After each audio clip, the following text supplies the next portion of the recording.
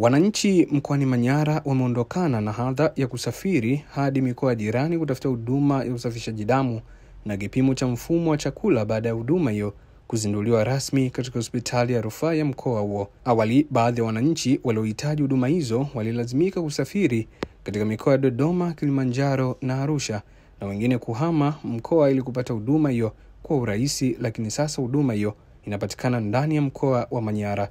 Kaimu mganga mfawidhi wa hospitali hiyo, Dr. Yesige Mutajwa, amesema huduma hiyo itasaidia kupunguza vifo vinavyotokana na maradhi ya figo pamoja na kuokoa gharama kubwa ambazo familia zilikuwa zikitumia kwa ajili ya matibabu nje ya mkoa.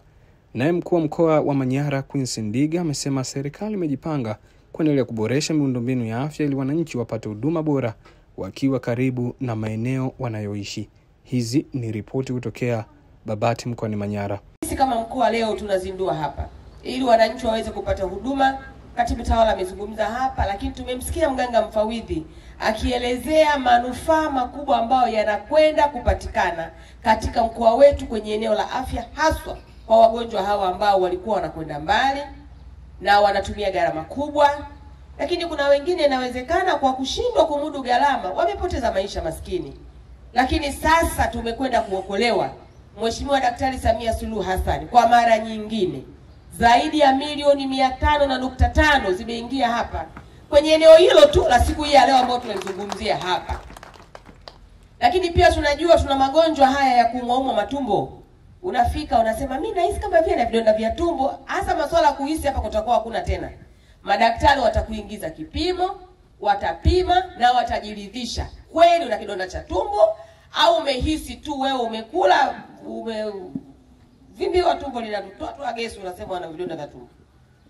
Tutazindua kipimo hapa leo. Mama Samia oye! Naomba muamini kwamba serikali imejipanga kutoa huduma bora kwenye mkoa wa Manyara za afya.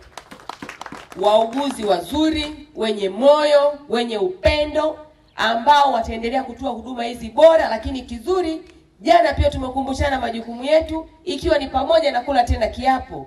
Tumekula kiapo jana wauguzi wote cha kutoa huduma bora. Kwa hiyo hivi ninavyoongea nanyi sasa hivi wahudumu mambo ni moto kweli kweli. Hata ukienda uumwe ukawi kuanza panguswa kwanza, useme una shida gani.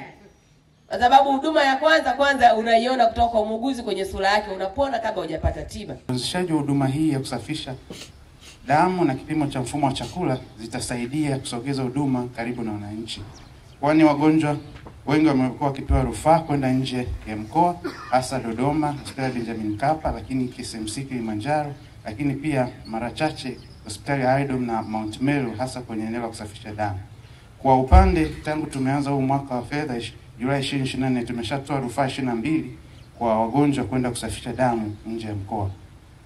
Aidha, kuna baadhi ya wagonjwa ambao wanahitaji hizo huduma hasa za dialysis ndani ya mkoa ambao wamelazimika kuhama mkoa na kwenda kuishi mikoa mingine ili kupata huduma hizi. Na kwa kawaida hulazimu huduma hizi kutolewa karibu mara 2 mpaka 3 kwa wiki. Na hivyo kufanya baadhi kushindwa kumudu gharama za kusafiri kila siku kwenda kufuata hizo huduma nje ya mkoa, kwa hiyo wamelazimika kuhama makazi yao.